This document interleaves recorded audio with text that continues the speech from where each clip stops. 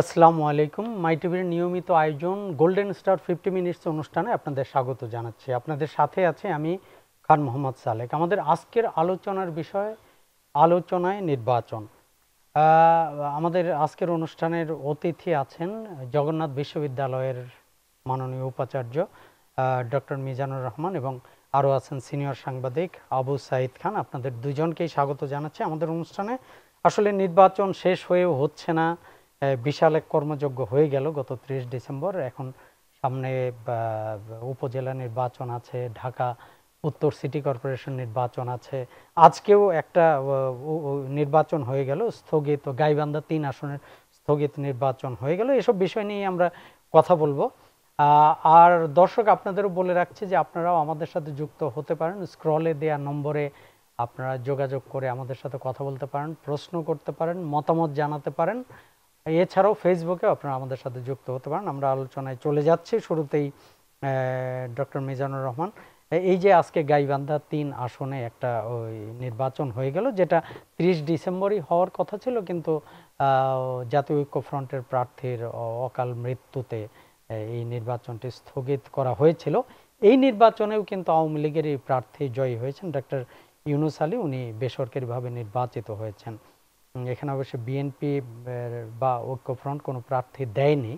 তো এই যে নির্বাচন, এটাকে কিভাবে দেখছেন? এখানে আওয়ামী লীগেরই বিজয়। না, এটা আমি মনে করি না খুব একটা তাৎপর্যপূর্ণ একটা ঘটনা। এটা স্বাভাবিকভাবে এটা ওই সময় নির্বাচন হলে তো এরকম রেজাল্টই হয়তো মনে হয়।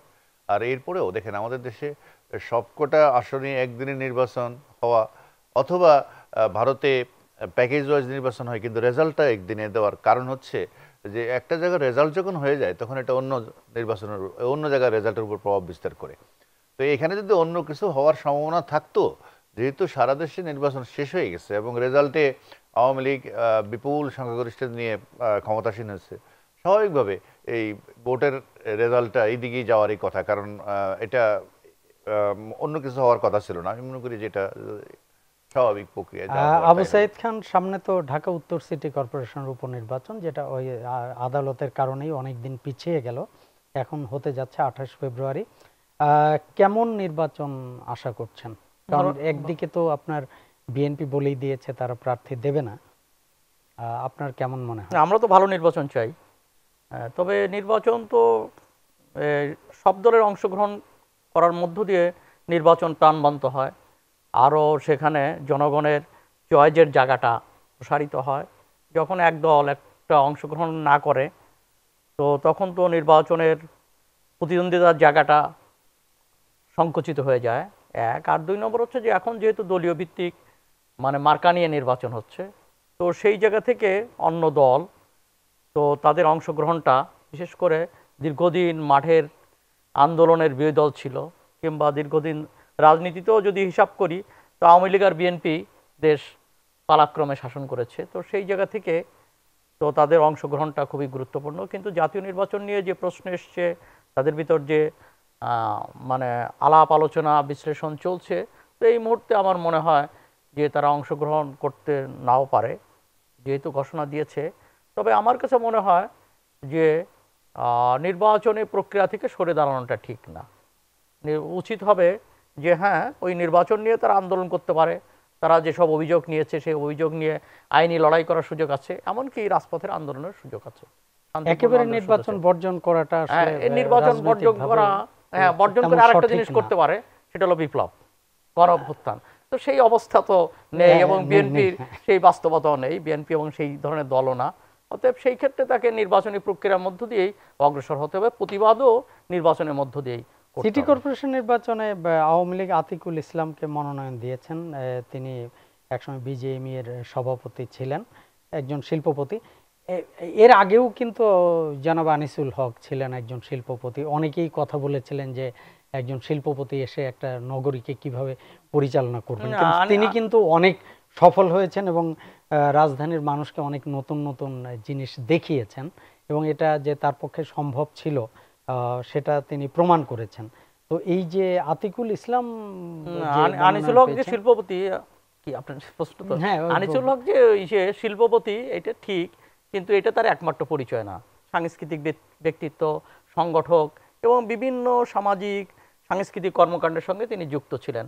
এবং আমার মনে হয় শিল্পপতি পরিচয়কে ছাপিয়েই তার এই সমস্ত পরিচয় উঠেছে এবং তার যোগ্যতা, তার কর্মক্ষমতা সম্পর্কে কিন্তু অনেকেরই, অ্যাটলিস্ট তো যারা তার সঙ্গে মিশেছে কিংবা অনেকেরই তার ধারণা ছিল। অতএব আমরা একজন শিল্পপতির পরিবর্তে আরেকজন শিল্পপতি, এই কথাটা বোধহয় ঠিক না। তবে আতিকুল ইসলাম সম্পর্কে আমি ভালো জানি না, তবে তাকে শিল্পপতি হিসাবেই জানি। তার বাইরের ক্যারিয়ার ইত্যাদি সম্পর্কে এখনো জানার সৌভাগ্য হয়নি।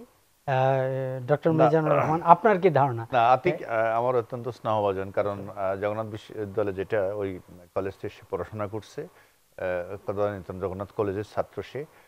আর এমনি সামাজিক সাংস্কৃতিক বিভিন্ন কর্মকাণ্ডের সাথে, বিশেষ করে খেলাধুলা ক্রীড়া সংগঠক হিসেবে তার মানে সে যে ব্যবসা করে ব্যবসায়ী নেতা হলো, এটা হলো একটা দিক। এর বাইরেও তার বিভিন্ন সেক্টরে, বিশেষ করে শিক্ষা যে ছাত্র জীবন থেকেই এক্সট্রা কারিকুলাম অ্যাক্টিভিটিস যেগুলোকে আমরা বলি, এগুলো আসলে পুরো ব্যাপারটার মধ্যে হচ্ছে একটা নেতৃত্ব দেওয়া, লিডারশিপ দেয়া।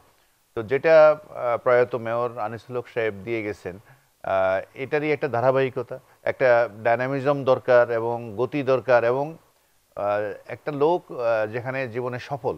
আমাদের এখানে সমস্যা হয় কি, দেখবেন আমাদের এখানে যখন এই ভলেন্টারি অর্গানাইজেশন অথবা সমবায় সমিতি কমিটি টমিটি এগুলো করা হয়, তো খুঁজে বের করা হয় ওই রিটায়ার্ড একজন হাবিলদার সাহেবকে ম্যানেজার করে দেয়, অথবা রিটায়ার্ড একজন স্কুলের টিচার যিনি জীবনে আসলে কোনো সফলতার তেমন মুখ দেখেন না, এরকম লোক খুঁজে বের করা হয়। মানে অন্যদের সফলতার দায়িত্ব ওনাকে দেওয়া হয়, সমবায় কোঅপারেটিভ বা এই জাতীয় জিনিস। এবং আমাদের ইউনিয়ন কাউন্সিল নির্বাচনে এইসব লোক খুঁজে বের করা হয়, যে লোকটা অবসরপ্রাপ্ত, ইনি জীবনে তেমন নিজেই কিছু সুবিধা করতে পারেন না, এখন অন্যদের সুবিধার দায়িত্বটা উনি নেবেন।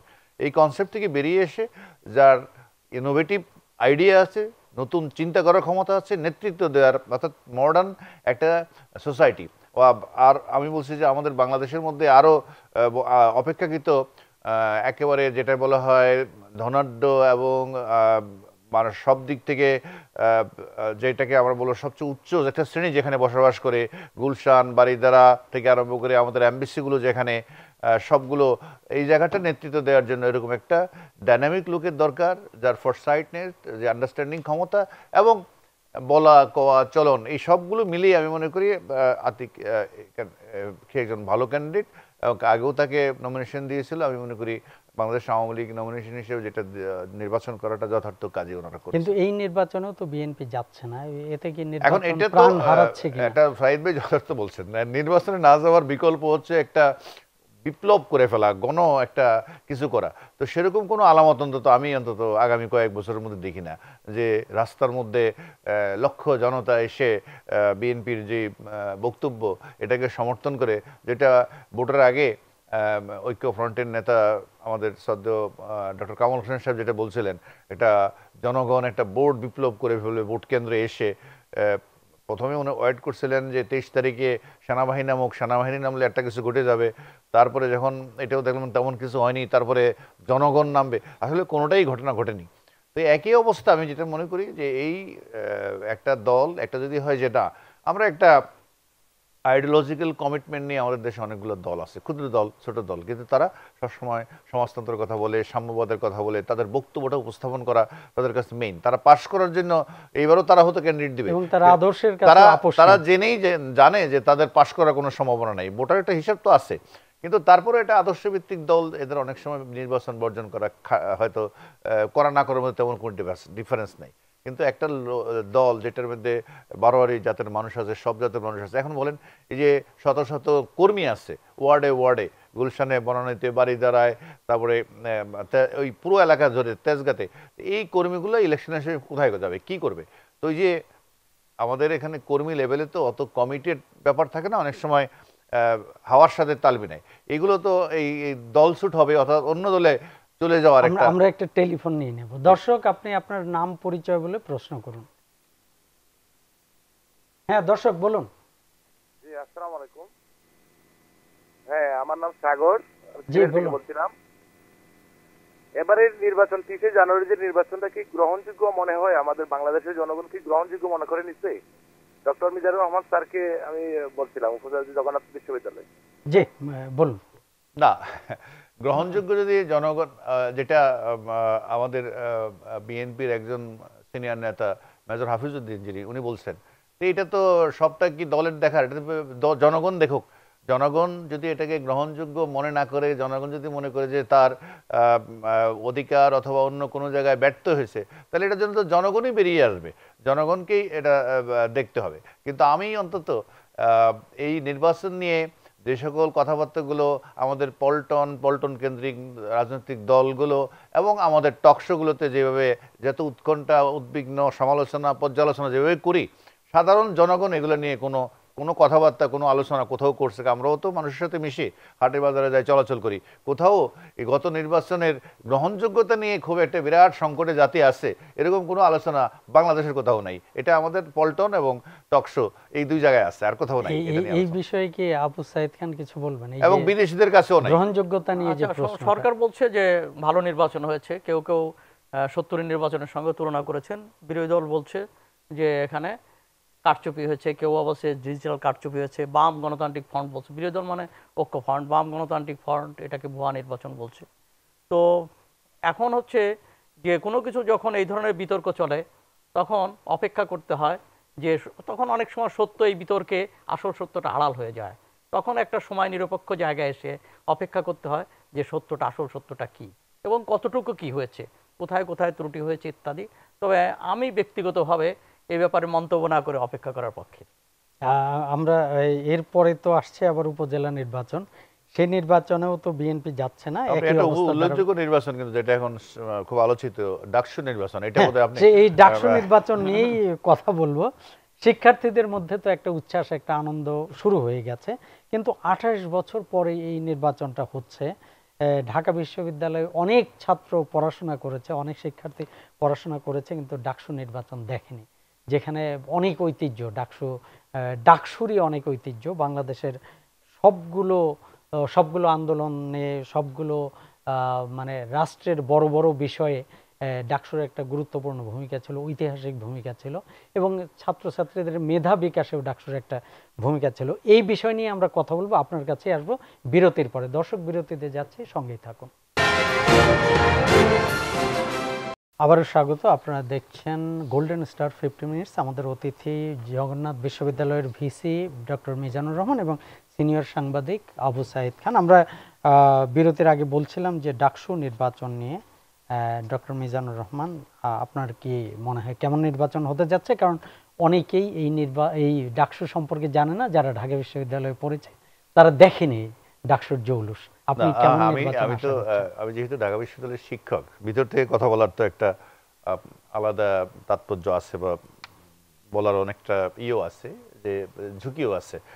আমি বরাবর যে কথাটা বলি, যেমন সাইদ ভাইরাও বিভিন্ন সময় ডাকসু নির্বাচন হইতে হবে, ডাকসু নির্বাচনের মধ্য দিয়ে আমাদের জাতীয় নেতৃত্ব বেরিয়ে আসবে, গণতন্ত্রের চর্চা হবে, এইগুলোর ব্যাপারে আমার একটু দ্বিমত আছে।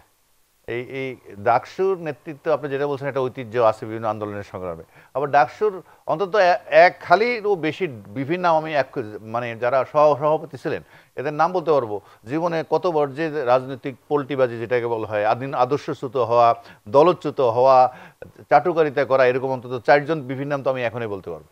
তো এইটার এই ডাকসুর মাধ্যমে আমাদের জাতীয় নেতৃত্ব প্রতিষ্ঠিত হবে যারা ধারণা করে, আমি মনে করি এটা ঠিক না। আর অবশ্যই আমাদের ডাকসু, মানে বিশেষ করে হল সংসদ, কেন্দ্রীয় সংসদের চেয়ে হলে একটা সংসদ থাকা খুব জরুরি। কারণ হলের যে এক্সট্রা কারিকুলাম অ্যাক্টিভিটিসগুলো হয়, খেলাধুলা, সাংস্কৃতিক কর্মকাণ্ড, বা হলের কিছু নিজস্ব সমস্যা থাকে, এগুলো দেখভাল করার জন্য একটা হল সংসদ জরুরি। আর যেটা আশা করা হয় যে 60-এর দশকে, 70-এর দশকে মেধাবী ছাত্ররা, সবচেয়ে ভালো বক্তা যারা ছিল এবং যারা রেজাল্টে ভালো, অনার্সে মাস্টার্সে ফার্স্ট হয়েছে, ফার্স্ট ক্লাস পাইছে, এসএম হলে সেই বিপি হবে, জিএস, এই ঐতিহ্যকে আমরা এখন ধরে রাখতে পারছি? আমার মনে হয় না। যেরকম প্রত্যাশা করা হচ্ছে যে ডাকসুর মধ্য দিয়ে এই রাজনীতিতে নতুন একটা প্রাণ সঞ্চার হবে, আমাদের জাতীয় রাজনীতিতে একেবারে মেধাবী নেতৃত্ব বেরিয়ে আসবে, এইটার সাথে আমি একমত না।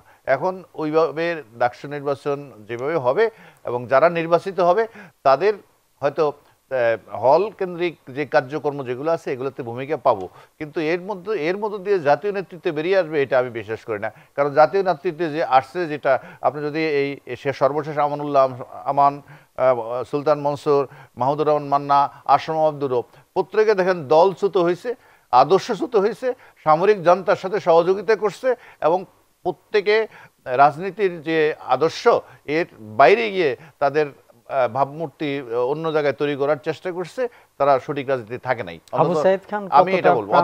অতএব এইবার ডাকসু হলে এটার থেকে জাতীয় নেতৃত্ব বেরিয়ে আসবে আমি অন্তত বিশ্বাস করি না। তবু তারপরে হওয়া উচিত। কি মনে হয় আপনার কতটা প্রাণবন্ত হবে? না না, ডাকসুর কার্যক্রম তো বহুমাত্রিক, অর্থাৎ যারা বিশ্ববিদ্যালয়ে সর্বোচ্চ ডিগ্রি নিয়ে বেরিয়ে আসবেন তারাই তো সমাজের বিভিন্ন জায়গায় নেতৃত্ব দেবেন, রাজনীতিতে, শিক্ষাক্ষেত্রে, সাংস্কৃতিক অঙ্গনে, ব্যবসায়, বাণিজ্যে, সব ক্ষেত্রেই তারা নেতৃত্ব দিবেন। তো এই প্রক্রিয়ার মধ্য দিয়ে তাদের এক ধরনের উৎকর্ষতা, এক ধরনের দক্ষতা তৈরি হয় এবং এই যে নাগরিক হিসাবে গড়ে তোলার জন্য যে ভোটের এক্সারসাইজ ইত্যাদি, এগুলো তাদের ভিতর ধারণাটা তৈরি হয় এবং বিভিন্ন জায়গায় চর্চাটা হয় এবং সেই সঙ্গে কুকারিকুলাম মানে যে অ্যাক্টিভিটিসগুলো আছে, কুকারিকুলার অ্যাক্টিভিটিস, সেগুলো তো প্রসারিত হয়, খেলাধুলা, সাংস্কৃতিক কর্মকাণ্ড থেকে ইত্যাদি ব্যাপারগুলো, সেগুলো আস্তে আস্তে এর ভিতর দিয়ে গড়ে ওঠে। যেমন ডাকসু থাকলে যেখানে পিএসসি যতটা সরগরম থাকে সাংস্কৃতিক কর্মকাণ্ডে, নাটকে, গানে ইত্যাদিতে, তো ডাকসু না থাকার কারণে আমরা ওই কর্মকাণ্ডটা দেখি না। সেখানে একটা মতাদর্শিক চর্চার জায়গাটা তৈরি হয়, মধুর ক্যান্টিনকে কেন্দ্র করে বিভিন্ন জায়গায় চত্বরে বিভিন্ন আদর্শের এক ধরনের দ্বন্দ্ব হয়। যেমন যে মতাদর্শ, যেমন ধর্মে রাজনীতি, ধর্ম, এটাকে ওই ডাকসুর অঙ্গন কিংবা বিভিন্ন শিক্ষা অঙ্গন থেকে এটাকে মোকাবেলা করা হয়েছে। তখন পাকিস্তানি ভাবধারাকে মোকাবেলা করে সেখানে বাঙালি জাতীয়তাবাদী চেতনা, সমাজতন্ত্রের চেতনায় যুব সমাজ, তরুণরা শাণিত হয়েছে, সেগুলো এই কর্মকাণ্ডের ভিতর দিয়ে হয়েছে। এবং আজকে যে যুবকরা বিপদগামী হয়েছে, যুবকদের এক অংশ বিপদগামী হয়েছে, এখানে মাদক কিংবা জঙ্গিবাদ ইত্যাদি ছড়িয়ে পড়েছে, সেগুলোকে মোকাবেলা করার জন্য যে ধরনের আদর্শিক চেতনা এবং বোধ দরকার, সেগুলোর ক্ষেত্রেও কিন্তু ঘাটতি রয়ে গেছে। এবং এই ডাকসু, চাকসু, জাকসু সহ বিভিন্ন শিক্ষাঙ্গনের বিভিন্ন কলেজ পর্যায়ে এইসব আন্দোলনের মধ্য দিয়ে নেতৃত্ব তৈরি হয়। এখান থেকে অপসংস্কৃতির বিরুদ্ধে সেখানে সুস্থ সাংস্কৃতিক ধারা, এখানে ক্রীড়া থেকে আরম্ভ করে বিভিন্ন জায়গা নেতৃত্ব এবং আত্মসচেতনতা বোধ, জাতীয়তা বোধ এবং সেই সঙ্গে মানবিক বোধ, এইসব গুণাবলীর বিকাশের ক্ষেত্র হিসাবে কাজ করে এবং নিজেরা হাতে কলমে তারা নেতৃত্বটা শিক্ষা লাভ করতে পারে। সেই সমস্ত সামগ্রিক বিবেচনা তো ডাকসু নির্বাচন সহ সমস্ত ছাত্র সংসদগুলোর নির্বাচন গুরুত্বপূর্ণ এবং সেই সঙ্গে জাতীয় নেতৃত্বের ক্ষেত্রে তো বটেই। যেমন এই ছাত্র অঙ্গন থেকেই বঙ্গবন্ধু, তাজউদ্দিন আহমেদ, সৈয়দ নজরুল ইসলাম থেকে আরম্ভ করে একার শেষ পর্যন্ত এখনো যারা রয়ে গেছেন, তো তারা অনেকে সাইদ ভাই ডাকসুর নেতৃত্ব দেন। আমি একটা কথা বলছি, ডাকসু তো আর শেষ না, যেমন উনি বঙ্গবন্ধু ইসলামিয়া কলেজে নেতৃত্ব। না সাইদ, একটু আমি বলি, একটু মিসআন্ডারস্ট্যান্ডিং হওয়ার সুবিধা, আমি যে ভিতরে থাকি তো এই জন্য বলছি, কেউ যেন আবার এটা মনে না করে ডাকসু না থাকার কারণে আমাদের বিশ্ববিদ্যালয় হলগুলোতে ক্রীড়া প্রতিযোগিতা, সাংস্কৃতিক প্রতিযোগিতা, বিতর্ক প্রতিযোগিতা কোনোটা বন্ধ আছে। বরং এগুলো না, এগুলো আরো বাড়ছে এবং আরো সুন্দরভাবে হচ্ছে। এ নিয়ে কোনো সন্দেহ কারো যেন না থাকে যে আমাদের বার্ষিক ক্রীড়া প্রতিযোগিতা, সাংস্কৃতিক, যেমন আমার জগন্নাথ বিশ্ববিদ্যালয়, আমার তো কোনো ওরকম কোনো স্ট্রাকচার নাই, তারপরও এখন আমার আন্তঃবিভাগ ক্রিকেট চলছে, আন্তঃবিভাগ সাংস্কৃতিক প্রতিযোগিতা, আমরা কোনোটাই মানে এগুলো না থাকার কারণে যে বন্ধ আছে, এটা যেন এই মেসেজটা যেন না পায় জাতি যে ঢাকা বিশ্ববিদ্যালয়ের মধ্যে এগুলোর কোনো চর্চা হচ্ছে না। আপনি টিএসসি থেকে দেখেন কোনো একটা রুম খালি পাবেন না, কিছু না কিছু হচ্ছে। 28 বছর তো একটা বিশাল একটা ব্যবধান। এখন এই ধারাবাহিকতা না থাকার কারণে ডাকসু কি তার নতুন যে ডাকসু আসছে সেটা কি তার পুরনো ঐতিহ্যের রূপ নিয়েই আসবে নাকি নতুন রূপে আসবে? আমি এখানে বলি, এই ক্ষেত্রে তো ডক্টর মিজানুর রহমানের সঙ্গে তো আমার মত পার্থক্য আছেই, উনি আগে এটা উল্লেখ করেছেন। তো আমার মনে হয় যে ডাকসু আজ যেমন ধরুন, আমি এটা পলিটিক্সেই বলি যে বিভিন্ন তারকা, বিভিন্ন জায়গার ব্যবসায়ী তারকা, ক্রীড়া তারকা, সাংস্কৃতিক তারকা, অভিনেত্রী ইত্যাদিরা চলে আসছে, কিন্তু তারকারা আসছে কিন্তু তারুণ্য নেই। এখানে তরুণরা যেভাবে নেতৃত্বে আসতে পারতো এবং রাজনৈতিক প্রক্রিয়া, অনেকেই রাজনীতি প্রক্রিয়া বহির্ভূতভাবে তারা রাজনীতিতে এসেছে, হঠাৎ করে রাজনীতিতে এসেছে, যার কারণে রাজনীতি অঙ্গনে তারা সৃজনশীল ভূমিকা রাখতে পারছেন না। যেমন আজকে একটা বলা হয়, যেমন এই সংসদ ক্যাবিনেটকে বলা হচ্ছে তরুণ মুখ, আসলে তো তরুণ মুখ না, এরা নতুন মুখ।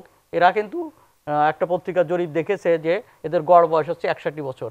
আমার মনে হয় নওফেল, পলক সহ 2-4 জন ছাড়া বাকিরা সবাই কিন্তু 60-এর উপরে বয়স আর কি।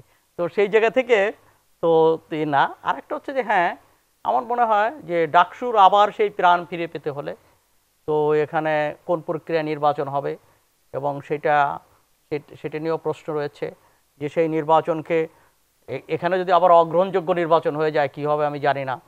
তো সেই মানে সমস্ত কিছু মিলে এখানে নেতৃত্ব এবং এই স্বাভাবিক প্রক্রিয়ায় চলে আসলে সেই প্রাণের স্পন্দন হয়তোবা 60-এর দশকে যে প্রাণের স্পন্দন ছিল তখন ছিল স্বাধীনতার প্রশ্ন, সমাজতান্ত্রিক আন্দোলনের বিষয় সহ ইত্যাদি যে বক্তব্য ছিল সেইটা হয়তো সেই ফর্মে আসবে না, এখন অন্য ফর্মে তো আসবেই। কেন সামাজিক সমস্যা তো আছেই, মানুষে মানুষে বৈষম্য আছে, বিভেদ আছে, মানুষের আকাঙ্ক্ষা আছে, চাকরির ক্ষেত্রে থেকে আরম্ভ করে বিভিন্ন ক্ষেত্রে বৈষম্য আছে, মেধাবীদের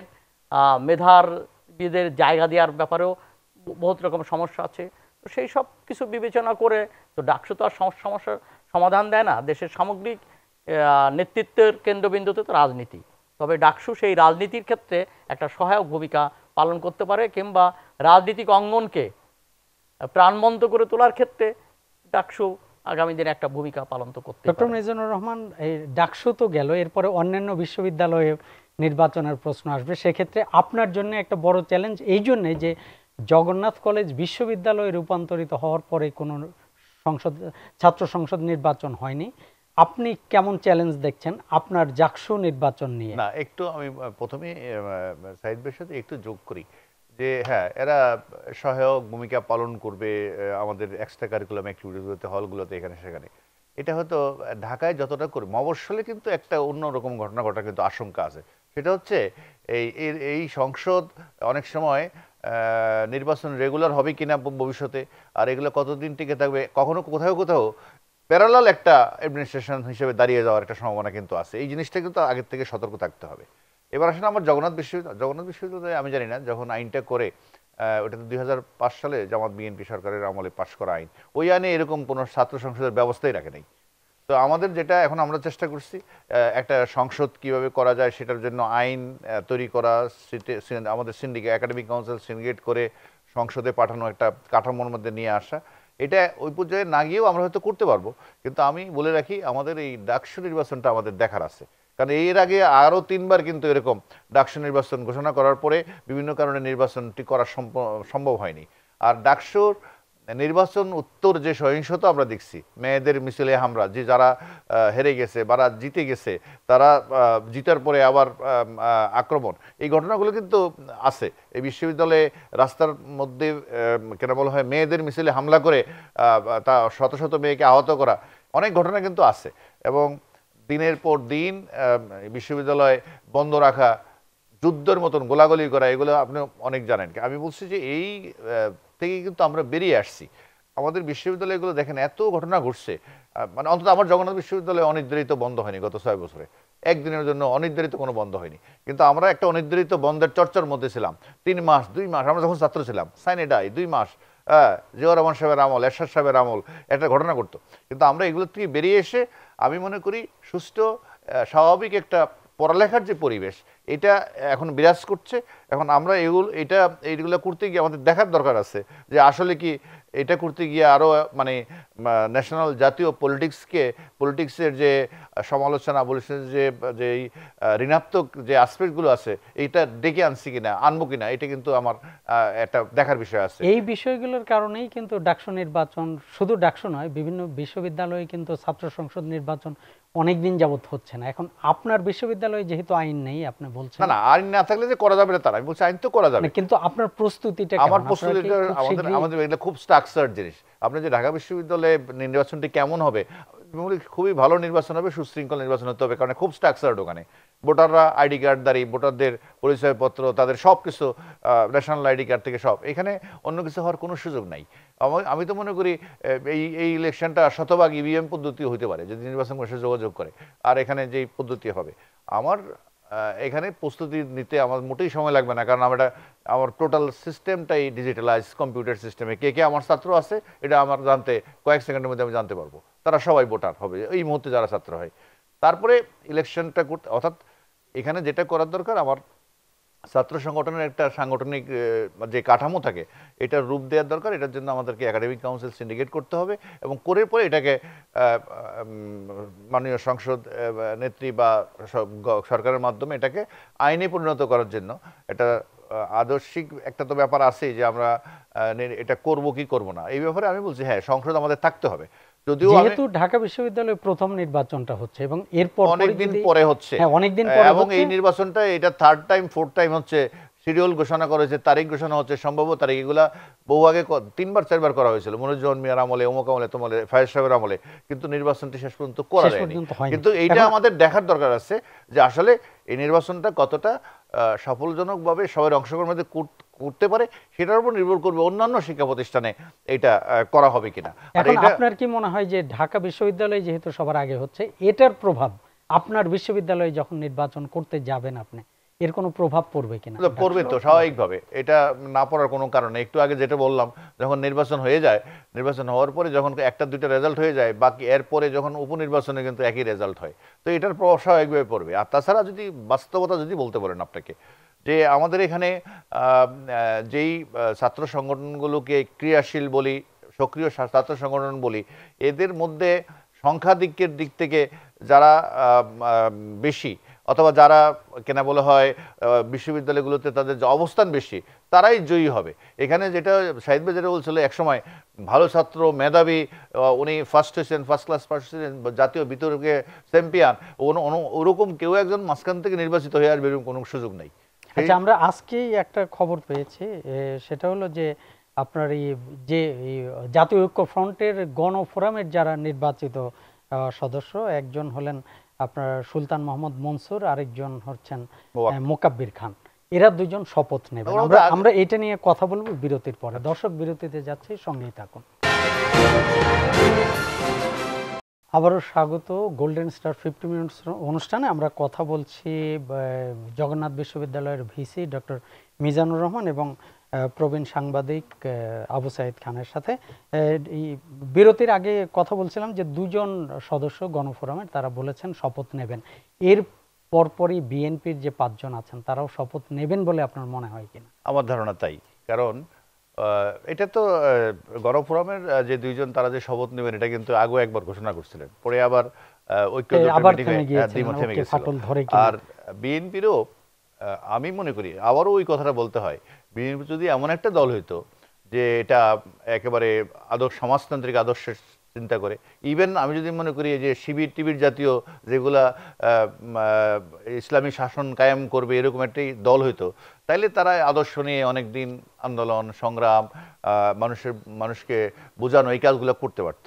আর এই দলটার যে ভিত্তি, অবশ্যই এটা গণভিত্তি আছে এবং সেখানে নির্বাচনে জয়ী হওয়া, ক্ষমতায় যাওয়া, এই বিষয়গুলো কিন্তু মুখ্য বিষয়। এখানে বহুবারই তাদের রাজনৈতিক যে মতাদর্শ এর মধ্যে উলট পালট পরিবর্তন হওয়া, এদিক সেদিক যাওয়া, এই ঘটনাগুলো কিন্তু আছে। তো সেই ক্ষেত্রে এই দলটার জন্য তো আমি মনে করি পার্লামেন্টে যাওয়া যতটুকু আছে। আর আমার মনে হয় মাননীয় প্রধানমন্ত্রী ওই দিন জাতির উদ্দেশ্যে যে ভাষণে যে কথাটা বলছেন, এটা অবশ্য ওনার কথা না, এটা আমাদের জাতির জনক বঙ্গবন্ধু শেখ মুজিবুর রহমান এই কথাটা বলে গেছিলেন 1971 7ই মার্চে যখন ভাষণ দেন, তখন কিন্তু এই কথা বলছে। আমাদের বেশিরভাগ লোকের ধারণা হচ্ছে ডেমোক্রেসি মানে হচ্ছে অধিকাংশ লোকের কথা, কিন্তু ডেমোক্রেসি বা গণতন্ত্র অধিকাংশ লোকের বা সব লোকের কথাও না। জাতির জনক বলছিলেন তারা যদি সংখ্যা একজনও হয় এবং কেউ যদি ন্যায্য কথা বলে, এটা আমরা মেনে নিব।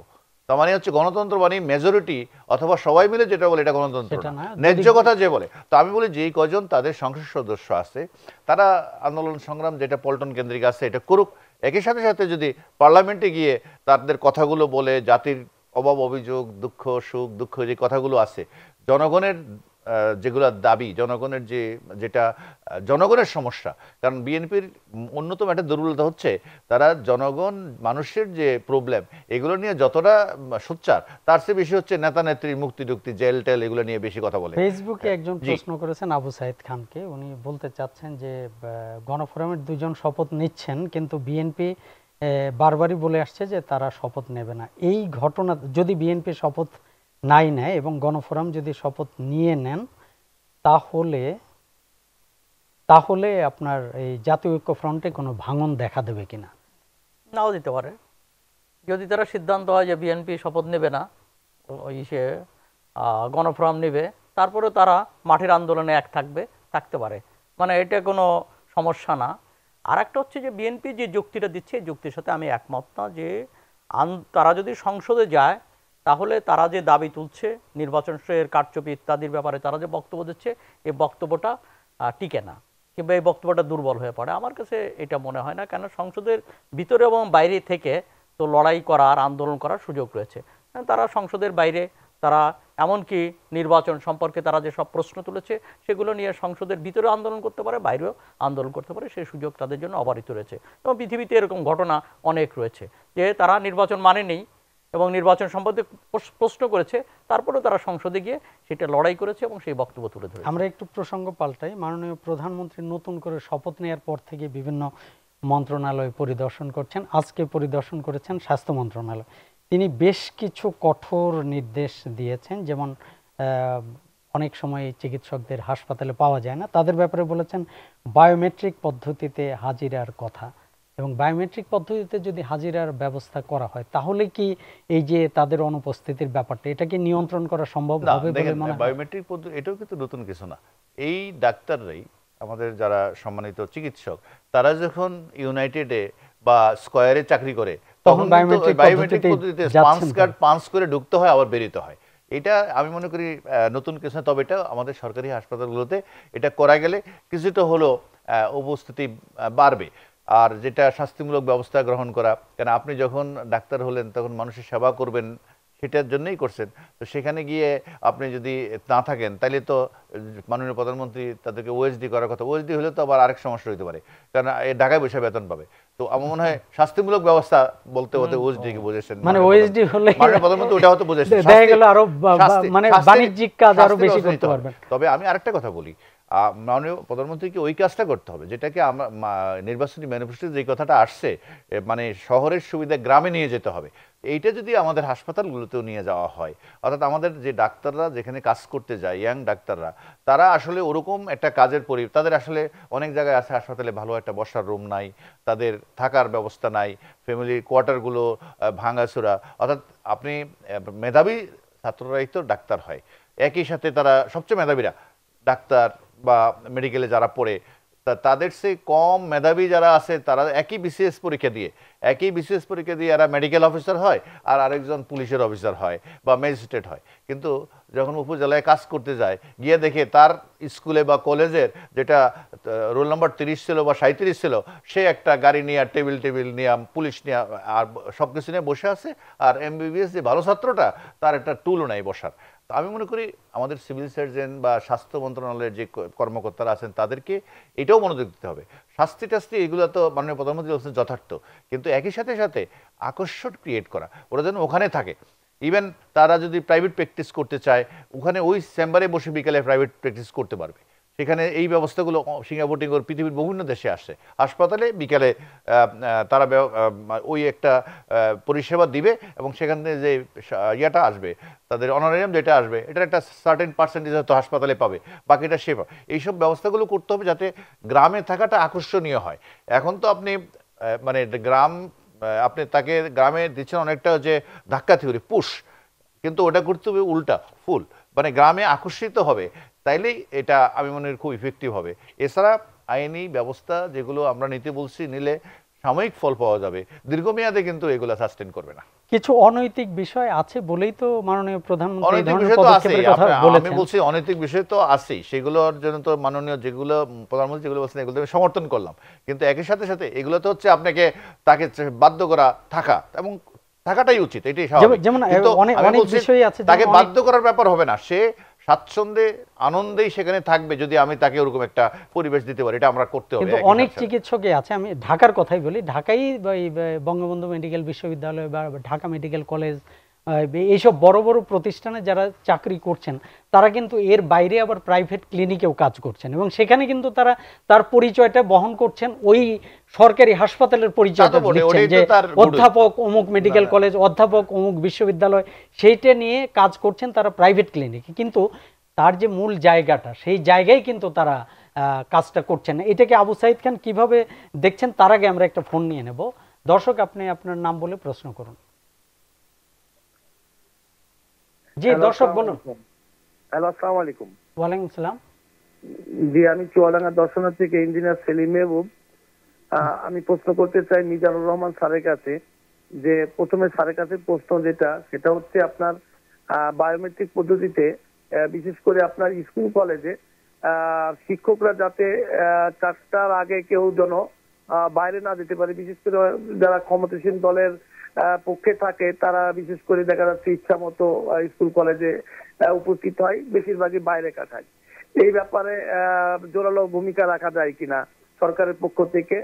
আরেকটা প্রশ্ন হচ্ছে স্থানীয় সরকার নির্বাচন উপলক্ষে যে সকল মত, সাংবাদিক, শিক্ষক, সকল পেশার মানুষ যাতে নির্বাচনে অংশগ্রহণ করতে পারে, সেক্ষেত্রে আপনার দলীয় প্রতীক বাদ দিয়ে আরপি সংশোধন করা যায় কিনা। জি, আপনার প্রশ্ন আমরা বুঝতে পেরেছি ডক্টর প্রথমত হ্যাঁ, এটা যথার্থ। বায়োমেট্রিক পদ্ধতিতে যদি করা হয় তাহলে তার আসা যাওয়া দুটোই নিয়ন্ত্রিত হবে।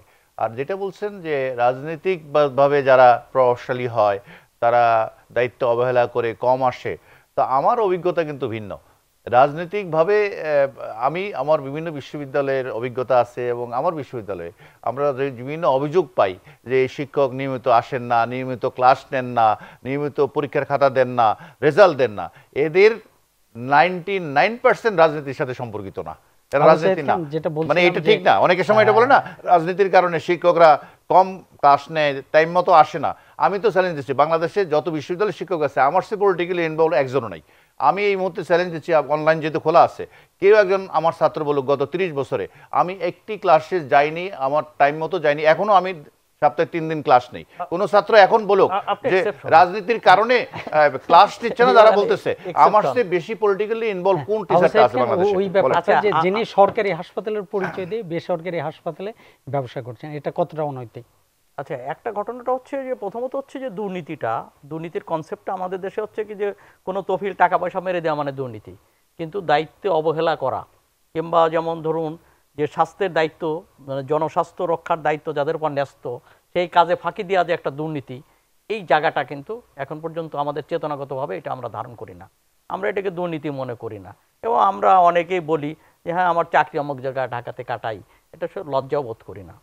তো এই জায়গাটা এটা এই কনসেপচুয়ালি এই জায়গাটাকে ক্লিয়ার হওয়া দরকার। এবং ট্যাক্স ফাঁকি দেওয়া যে দুর্নীতি, যাকাত না দেওয়া যে দুর্নীতি, এটা বলেন ভালো হবে। দুর্নীতি, ট্যাক্স না দিয়ে এটা দুর্নীতি কিনা?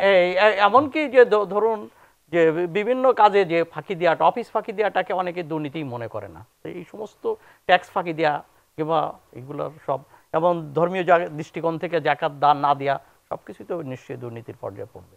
তো এখন যে জায়গাটা হচ্ছে যে আমরা একটা হলো যে অনেক জায়গায় যেমন হোসেন মোহাম্মদ এরশাদ যেটা বলেছিলেন যে প্রাইভেট যারা সরকারি চাকরি করে তারা প্রাইভেট প্র্যাকটিস করতে পারবে না, কিন্তু এটা পারে নাই কেন? আমাদের দেশের যে বাস্তবতা ইত্যাদি এটা সম্ভব হয়নি। আপনার খেয়াল আছে কিনা? তো আমার কাছে বক্তব্য হচ্ছে যে হ্যাঁ সেইটা করতে পারে আমাদের এখানে, যেহেতু তাকে অনুমতি দেওয়া হয়েছে। কিন্তু প্রশ্নটা হচ্ছে সে তার কাজটা, হাসপাতালের কাজটা, সেই কাজটা তাকে করতে হবে। আর সেইটা না করে যদি সে কেবলমাত্র তার প্রাইভেট ক্লিনিকের ব্যাপারে সে যদি ব্যস্ত থাকে, এমনকি হাসপাতালের রোগী যদি কৌশলে সেখানে ভাগে নিয়ে আসে কিংবা লোক দিয়ে পাঠিয়ে দেয়, এই ব্যবসাটা এই জায়গা থেকে এটাকে সেবা হিসাবে দেখা দরকার। হ্যাঁ, সেবার সাথে আয়ের ব্যাপার আছে, ইনকামের ব্যাপার আছে, রুটিরিজের ব্যাপার আছে, কিন্তু মূলত সেবা এটা যেন কেবলমাত্র মুনাফা না হয়। চিকিৎসা খাত, চিকিৎসার মতো ব্যাপার, শিক্ষা, এটা যেন মুনাফা না হয়। এখানে সেবা এবং মানব কল্যাণের বিষয়টা গুরুত্বপূর্ণ। আরেকটা হলো গ্রামে যাওয়ার ব্যাপারে ডক্টর মিজানুর যেটা বলেছেন, আমারও মনে হয় সুযোগ সুবিধা বাড়ানো দরকার। শহরের চেয়ে গ্রামে বেশি সুযোগ সুবিধা দেওয়াটা খুবই জরুরি। তাহলে এক্সট্রা অ্যালাউন্স দেয়া, হ্যাঁ এক্সট্রা অ্যালাউন্স দেয়া, এমনকি সার্ভিস বেনিফিট, এমনকি তার প্রমোশনের ব্যাপারটাও, যে গ্রামে 3 বছর কাজ করে আসবে, 5 বছর কাজ করে আসবে, আগে প্রমোশন পাবে, এরকম গ্যারান্টি দরকার। মাননীয় প্রধানমন্ত্রী কিন্তু আজকে আরো একটা কথা বলেছেন, বঙ্গবন্ধু মেডিকেল বিশ্ববিদ্যালয়ের মতো একটা ব্যবস্থা, যে আপনার কি সরকারি হাসপাতালে কাজ করে আবার এখানে উনি অতিরিক্ত সময়ে প্রাইভেট প্র্যাকটিস করতে পারবেন। এইটা তো একটা সুযোগ ছিল, এটা তো আমাদের দেশে বোধহয় একটা সেই আইনটা আছে কিনা, যে এটা একটা সুযোগ ছিল যে পরবর্তীতে এখানে বসেই রোগী দেখতে পারবেন। কিন্তু খুব সংক্ষেপে ডক্টর মিজানুর রহমান এই ব্যাপারে একটু বলেন, যে নিজের ওই সরকারি প্রতিষ্ঠানে প্রাইভেট প্র্যাকটিসের সুযোগ যদি করা হয়। আমাদের যে অনেকগুলো প্রাইভেট হাসপাতাল আছে যারা বাইরে প্র্যাকটিস করে, ওদের ডাক্তারের জন্য সম্পূর্ণ নিষিদ্ধ। কিন্তু ওরা ওই প্যাকেজটা ওরকম দেয়, যাতে বাইরে বাইরে কেন করে বাইরে যখন টাকার দরকার হয়, ইনকামের দরকার হয়, এটা হিসাব করে অন্যদের সাথে কম্পেয়ার করে, তো অনেকগুলো হাসপাতাল আছে তারা ওই পরিমাণ টাকা দেয়, তাদেরকে তাদের প্রাইভেট প্র্যাকটিস একেবারে নিষিদ্ধ। সেখানে আবার কিছু আচ্ছা, টার্গেটও বেঁধে না, দেওয়া হয়, হ্যাঁ এটাও ঠিক কিন্তু আছে। আর আমি যেটা বলি, আমাদের এটা অত্যন্ত স্বাভাবিকভাবে যে উপজেলা কমপ্লেক্সে যদি আমরা ওই ডাক্তারকে বসার ব্যবস্থাটা করে দেই, তার ওখানে স্থাপনাটা ওইভাবে তৈরি করে দেই, সে তার টাইম যেটা সেই ডিউটিটা হাসপাতালের রুগীদের দেখলো, আর বিকেলে একটা নির্দিষ্ট ফি দিয়ে, যেটা বঙ্গবন্ধু হাসপাতাল অলরেডি আছে আউটডোর মতন, সেখানে একটা নির্দিষ্ট ফিস থাকবে, দেখে কেনা বলা হয়, ওখান থেকে যে ইনকামটা হবে এটা তার একটা এক্সট্রা ইনকাম হিসেবে যুক্ত হবে। তাইলে এই যে দৌড়দৌড়ি করে ঢাকায় আসা, এবং ঢাকা আসার আমাদেরও প্রত্যাশা থাকবে না, চিকিৎসা সেবাটা সেবা হিসেবেই থাকবে। আচ্ছা, আমি একটা লাইনটা বলি, যে ধরুন যে ওখানে তাকে জবাবদিহি করতে হয় কার কাছে? ঊর্ধ্বতন কর্তৃপক্ষের কাছে, কিন্তু দেশের মালিক জনগণ। তাহলে জনগণের ওখানকার স্থানীয় জনপ্রতিনিধির কাছে তাদের কেন দেখভালের দায়িত্ব দেওয়া হবে না? এবং পৃথিবীর সব জায়গায় স্থানীয় সরকারের অধীনে হাসপাতাল আছে এবং স্থানীয় সরকারের কর্তৃত্ব আছে আমাদের দেখভাল করার শেষ জন্য। করতে আমাদের হচ্ছে, এমপি আমাদের সাহেবরা হাতে- বোধহয় কিছু কিছু শুরু করছেন এই কাজটা আমাদের করা। হাতে একদম সময় নেই, আমাদের প্রত্যাশা থাকবে চিকিৎসা সেবাটা সেবা হিসেবেই থাকবে, বাণিজ্যিক এবং রূপ নেবে শিক্ষাটাও না। তাই হওয়া উচিত। ধন্যবাদ জানাচ্ছি ডক্টর মিজানুর রহমান, ধন্যবাদ আবু সাইদ খান। দর্শক, আপনাদেরও ধন্যবাদ জানিয়ে শেষ করছি আজকের আয়োজন। আপনারা ভালো থাকুন, সুস্থ থাকুন, আর দেখতে থাকুন মাই টিভি। আল্লাহ হাফেজ।